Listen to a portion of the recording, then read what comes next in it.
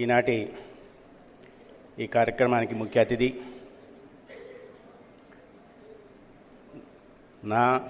మన అందరి అభిమాన నటులు. నేను బళ్ళారిలో పీయూష్ చదువుతున్నప్పుడు అక్కడ ఏదైనా సినిమా రిలీజ్ అవుతే ఒక పెద్ద స్టార్లు కట్టే సాంప్రదాయం ఉంటుంది. ఒక స్టార్ క్రిస్మస్ టైం లాగా స్టార్ తయారు చేసి స్టార్ కడుతుంటారు. నేను అక్కడ 15 ఏళ్ల వయసులో పీయూష్ చదవడానికి వెళ్ళాను. అదే సంవత్సరం ఒక సినిమా రిలీజ్ అయింది, కిరాతకుడు. ఆ థియేటర్ దగ్గరికి వెళ్ళి రాత్రంతా కూర్చొని స్టార్లు కట్టాం. తర్వాత కొన్నాళ్ళకి ఇంకో సినిమా రిలీజ్ అయింది, దొంగముగుడు. దానికి వెళ్ళి స్టార్లు కట్టాం. ఆ పేర్లలో కాస్త నెగిటివ్ షేడ్స్ ఉన్నాయి, కానీ చిరంజీవి గారిలో అటువంటి నెగిటివ్ షేడ్స్ లేవు. కిరాతకుడు, దొంగముగుడు మంచి మొగుడే ఆయన. అటువంటి చిరంజీవి గారికి,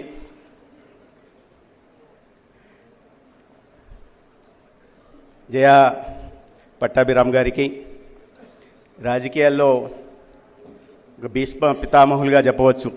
ఆ సమయస్ఫూర్తి కూడా ఇప్పుడు మనం చూసాం.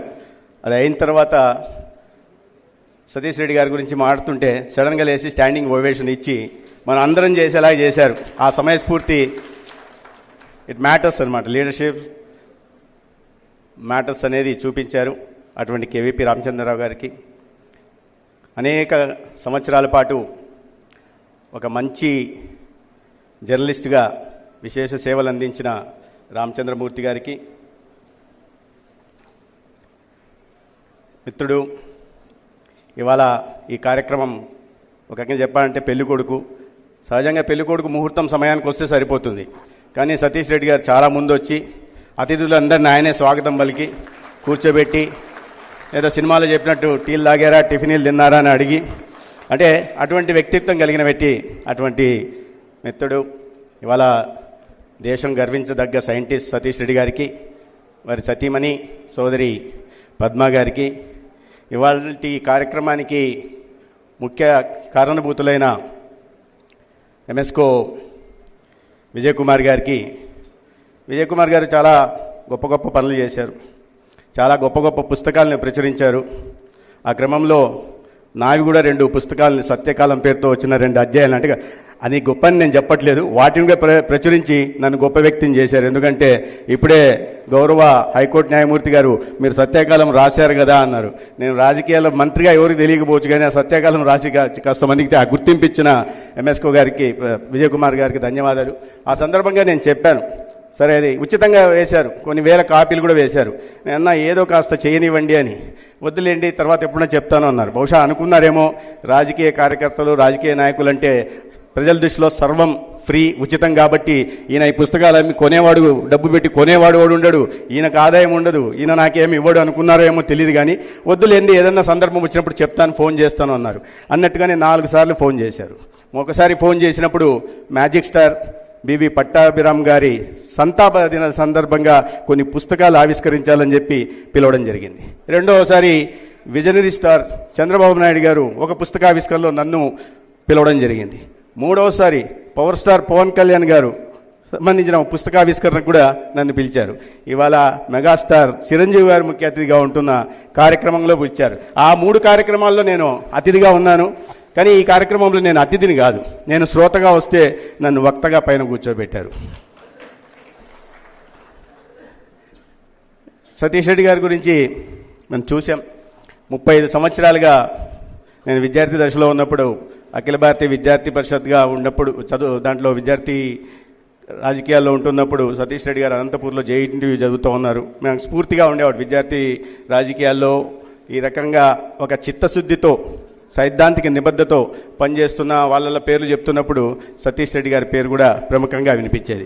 దాని తర్వాత నేను వెంకయ్యనాయుడు గారి శిష్యరికంలోకి వెళ్ళడం, సతీష్ రెడ్డి గారు కూడా కొన్ని దానికి ముందు చిన్న విద్యార్థి దశ నుంచి వారితో పరిచయం కారణంగా ఆ బంధం మరి కాస్త బలపడుతూ వచ్చింది.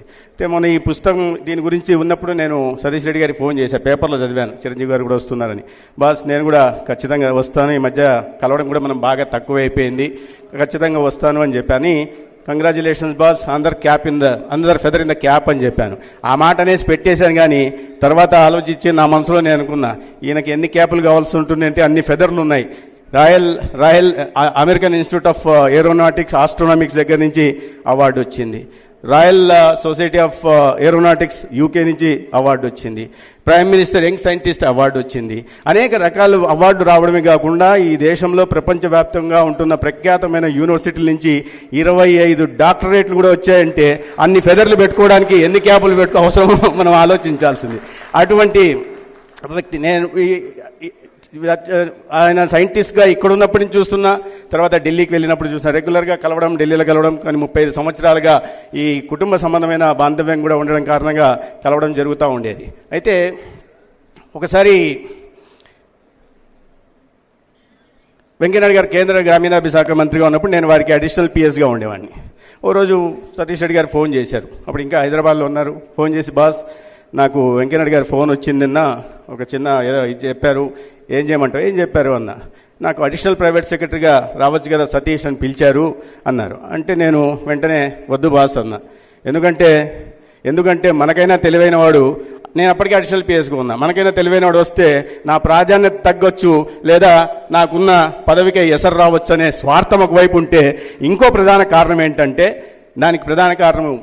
దానికి ముందు ఆనాడు డిఫెన్స్ మినిస్టర్గా ఉంటున్న జార్జ్ ఫెర్నాండెస్ గారికి సైంటిఫిక్ అడ్వైజర్గా, అదేవిధంగా డిఆర్డీఓ చీఫ్గా ఉంటున్న ఒక వ్యక్తి దగ్గర ప్రస్తావన వచ్చింది. వెంకయ్యనాయుడు గారి దగ్గరికి వచ్చినప్పుడు నేను ఆయన దగ్గరికి వెళ్ళాను. సార్ నేను సతీష్ రెడ్డి ఫ్రెండ్ని సార్ అని. Satish Reddy very talented boy, I'm pretty sure you will write it on the wall.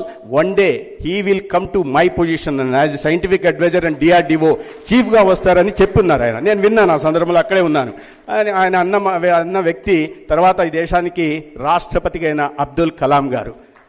అది జరిగిన 3 నెలల తర్వాత ఈ ప్రస్తావన వచ్చినప్పుడు స్వార్థం ఏం లేదు, మిత్రులు కాబట్టి ఆ స్థాయికి వెళ్తారని అప్పుడు అబ్దుల్ కలాం గారు చెప్పినప్పుడు నేను అందుకని చెప్పా, బాస్ నీ గురించి నువ్వు లేవారా అన్నాడు. అబ్దుల్ కలాం గారి దగ్గర మీ ప్రస్తావన వస్తే ఆయన ఈ దేశానికి సైంటిఫిక్ అడ్వైజరే కాకుండా దేశం గర్వించదగ్గ సైంటిస్ట్ అవుతాడని చెప్పి, ఈ దేశం అప్పటికే గర్వించదగ్గ సైంటిస్ట్గా ఉంటున్న అబ్దుల్ కలాం గారు చెప్పారంటే అంత పెద్ద కాంప్లిమెంట్ వచ్చినప్పుడు ఆ సైంటిస్ట్ దీంట్లో రంగంలోనే వెళ్ళడం మంచిది బాస్. మళ్ళీ ఈ రాజకీయాల్లోకి వీటిల్లోకి ఎందుకు, మీరు కొన్నాళ్ళ పాటు ఉంటాం, మళ్ళీ ఈ పదవులు ఎన్నాళ్ళు ఉంటాయో లేదో అని చెప్పి ఒక సలహా ఇచ్చాను నేను ఆనాడు. ఈరోజు గుర్తు చేసుకుంటున్నా, ఇది జరిగి దాదాపు 25 సంవత్సరాల క్రితం 2000 సంవత్సరంలో జరిగింది. కృష్ణకిషోర్ గారు ఓఎస్డీగా ఉన్నారు, నేను అడిషనల్ పిఎస్గా ఉన్నాను అన్నాడు.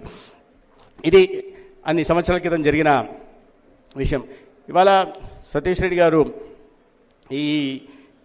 ఆయన ఎలా ఉంటుందంటే విషయ పరిజ్ఞానం కూడా, నేను మొన్న మధ్య ఏదో ఒక సమావేశానికి వెళ్తూ 10 నిమిషాల ముందు ఫోన్ చేశాను. బాస్ ఇట్లా సడన్గా ఏదో ఒక కార్యక్రమాలు మాడాల్సి వచ్చింది, మన డిఫెన్స్ ఎక్స్పోర్ట్స్ మీద, డిఫెన్స్ సిస్టమ్స్ మీద, మన సస్టైనబిలిటీ మీద మాట్లాడాల్సిన అవసరం ఉంటుంది, ఏమన్నా 4 మాటలు చెప్తారా అన్న. ఆయన ఏదో చాలా బిజీగా ఉన్నారు. అంటే మళ్ళీ చూశాను, విన్న పక్కన అంతా ఉన్నారు. సరే బాస్ వద్దు, బిజీగా ఉన్నట్టున్నారు, పర్లేదులేండి, I will manage the show అని చెప్పి నేను పెట్టేసి నేను స్టేజ్ మీద కూర్చోన్నా కొంతసేపటికి నాకు మెసేజ్ వచ్చింది. ఒక 15 మినిట్స్ మెసేజ్. దాంట్లో చాలా అన్ని అంటే ఆయన రాసి ఇవ్వడానికి లేదు, ఏదో మీటింగ్లో ఉన్నారు.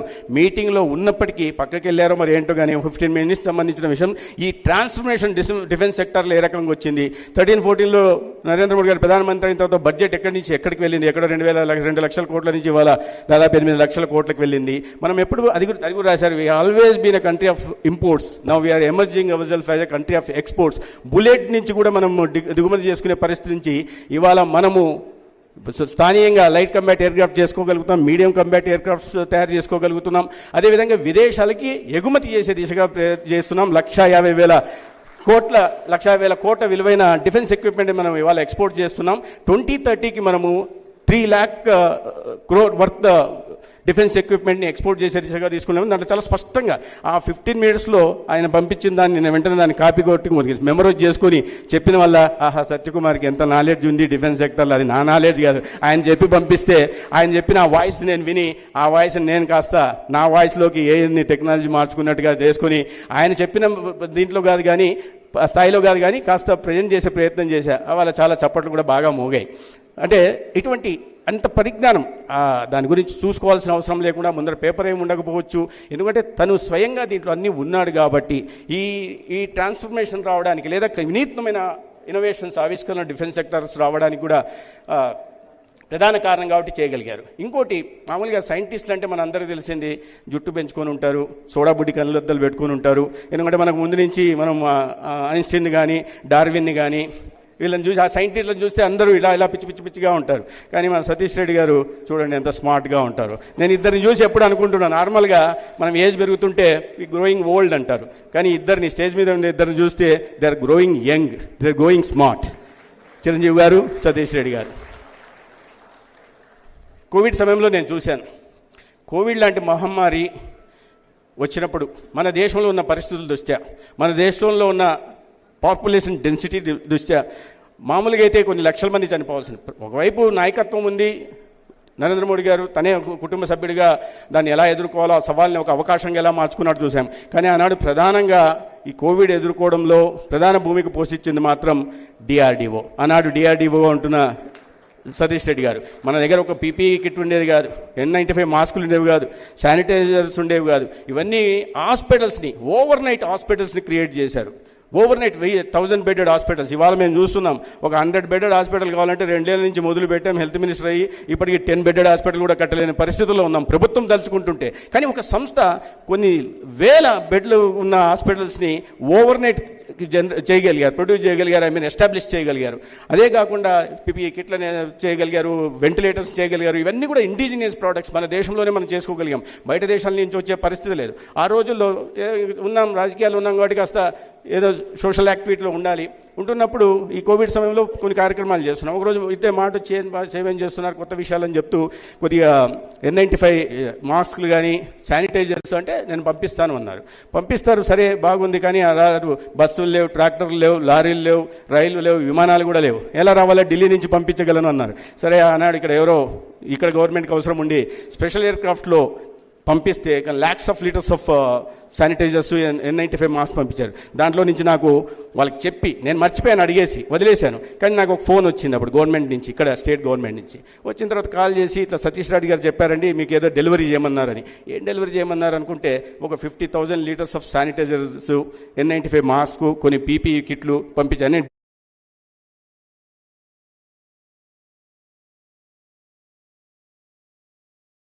డిఆర్డిఓ ప్రోడక్ట్స్ మేము తీసుకెళ్ళి ఇక్కడ హైదరాబాద్కి సంబంధించి ఎక్కడైతే ఈ మురికివాడలో లేదా పేదవాడలు ఉంటున్నాయో లేదా పాత బస్తీలోనో సందుకెళ్ళి వాటిని పంచే పని చేశాం. ఈ రకంగా అంటే సేవా కార్యక్రమాలకు సంబంధించి కూడా అదే రకంగా ఉండేవారు. ఎప్పుడు కూడా మామూలు సైంటిస్టులు అంటే వాళ్ళ ప్రపంచంలో వాళ్ళు ఉంటారు అనే భావన ఒకటి ఉంటుంది. కానీ సతీష్ రెడ్డి గారిని చూస్తే ఈ ఉపమానం సరైందో కాదో కానీ కోడి పిల్లల కోడి ఉంటుంది కదా, అలా ఉంటారు. ఎప్పుడు చూసినా వెంట మనుషులు తిరుగుతూ ఉంటారు. వెంట డిఆర్డిఓ ఆఫీస్లో ఉన్నప్పుడు కూడా వెళ్తే మా విద్యార్థి పరిషత్ సంబంధించిన వాళ్ళు లేదా నెల్లూరు వాళ్ళు బయట చాలామంది కూర్చొని ఉంటారు. ఏమో చాలా బిజీగా ఉంటూ చీఫ్ ఎయిర్ మార్షల్తో మాట్లాడుతుంటారు, డిఫెన్స్ మినిస్టర్తో మాట్లాడుతుంటారు ఒకవైపు. పైగా రెండో వైపు మళ్ళీ బయటకు వచ్చి వీళ్ళ సమస్యలు వినేసి వాటిని పరిష్కరించే ప్రయత్నం కూడా చేస్తుంటారు. అంటే ఈ ఒక సెక్టార్లో వాళ్ళకు ఒక ప్రత్యేకమైన గుర్తింపు తెచ్చుకున్న తర్వాత ఇట్లాంటి సామాజిక స్పృహ కలిగిన వాళ్ళు చాలా తక్కువ ఉంటారన్న విషయం. అందుకనే తలలో నాలుకలా నేను ఇవాళ దీని కార్యక్రమం తర్వాత ఎక్కడికో వెళ్ళాలి. ఆ ప్రాంతానికి సంబంధించిన అతనికి ఫోన్ చేశాను, రామకృష్ణ నేను అక్కడికి వస్తున్నా, బస్సు తారకం వెళ్ళాలి, ఎవరిని పేషెంట్ చూడాలని. లేదన్నా నేను ఆ టైంకి ఉండను అన్నాడు. అంటే నాకు ప్రోగ్రామ్కి వెళ్ళాలి, ఏంటంటే సతీష్ రెడ్డి గారి ప్రోగ్రామ్కి వెళ్ళాలి. ఇక్కడ చాలామంది ఆ రకంగా వచ్చినారు. చాలామంది ఇవాళ హైకోర్టు సిట్టింగ్ జడ్జెస్ కూడా రావడం కానీ, పెద్ద పారిశ్రామికవేత్తలు కానీ, పెద్ద డాక్టర్లు కానీ రావడం ఏంటంటే సమాజానికి, దేశానికి సతీష్ రెడ్డి గారు ఒక సైంటిస్ట్గా చేసిన సేవలకి గుర్తింపుగా ఇక్కడ వచ్చారు. కాబట్టి ఇటువంటి అవార్డు ఇవ్వడం అనేది, అది కూడా ప్రధానంగా బివి పట్టాభిరామ్ గారి పేరుతో అవార్డు ఇవ్వడం అనేది ఒక చాలా గౌరవంగా నేను భావిస్తున్నా. ఆయన రంగానికి సతీష్ రెడ్డి గారికి కాకుండా తెలుగు ప్రజలందరికీ కూడా ఇది ఒక గౌరవంగా నేను భావిస్తున్నా. బివి పట్టాభిరామ్ గారి పేరుతో పెట్టడం. బివి పట్టాభిరామ్ గారిని నేను స్కూల్లో ఉన్నప్పుడు ఒకసారి ఒక మ్యాజిక్ షోకి వెళ్తే ఆయన ఎవరో పిలిచి ఆ పెద్ద వయసులో ఉన్న అతన్ని 5th క్లాస్ స్టూడెంట్కి చేసి 5th క్లాస్ సంబంధించిన సిలబస్ సంబంధించిన క్వశ్చన్ అడిగితే ఆన్సర్ చెప్పాడు. అన్ని మాయం చేస్తున్నాడు. నేను దూరంగా కూర్చొని భయపడ్డా, ఏంటి నా అన్ని మాయం చేసేస్తున్నాడు, ఆ పక్కన నుంచి మనల్నైనా పిలుస్తారేమని చెప్పి నేను భయపడిపోయాను నిజంగా. అంటే తీసుకెళ్ళి మాయం చేస్తాడో లేదా మన చిన్నపిల్లలు చేసేస్తాడో అని భయపడ్డా. ఇవాళ బివి పట్టాభిరామ్ గారు ఉంటే ఈ రాజకీయ రొచ్చులోంచి మమ్మల్ని బయటకు లాగి ఒక బాల్యంలోకి తీసుకెళ్లిపోయి 5 సంవత్సరాలు 10 సంవత్సరాల పిల్లోడిగా తయారు చేయండి అని చెప్పి బహుశా ప్రాధాయపడేవాన్నేమో. అటువంటి గొప్ప మహనీయుడి పేరుతో పెట్టిన అవార్డుని, మొట్టమొదటి అవార్డుని మన అందరికీ మిత్రుడు, మనం అందరం గర్వించదగ్గ మన తెలుగు జాతి ముద్దుబిడ్డ సతీష్ రెడ్డి గారికి ఇచ్చిన సందర్భంగా నేను నిర్వాహకులకి, ప్రధానంగా ఎంఎస్కో విజయ్ కుమార్ గారికి, అందుకే నేను చెప్పా చాలా చాలా గొప్ప పనులు చేస్తుంటారు వారు అని చెప్పి.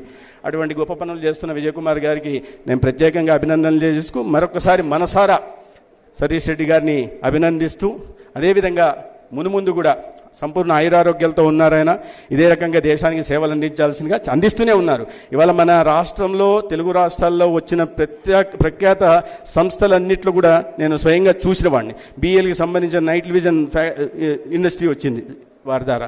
మొన్న ఇప్పుడే 20,000 crore ఇన్వెస్ట్మెంట్తో advanced medium combat aircraft మా నియోజకవర్గం పక్కన సత్యసాయి పుట్టపర్తిలో వచ్చింది. అది సతీష్ రెడ్డి గారు. ఇవి చెప్పాలంటే ఇంకా చాలా పెద్ద లిస్టు ఉన్నాయి.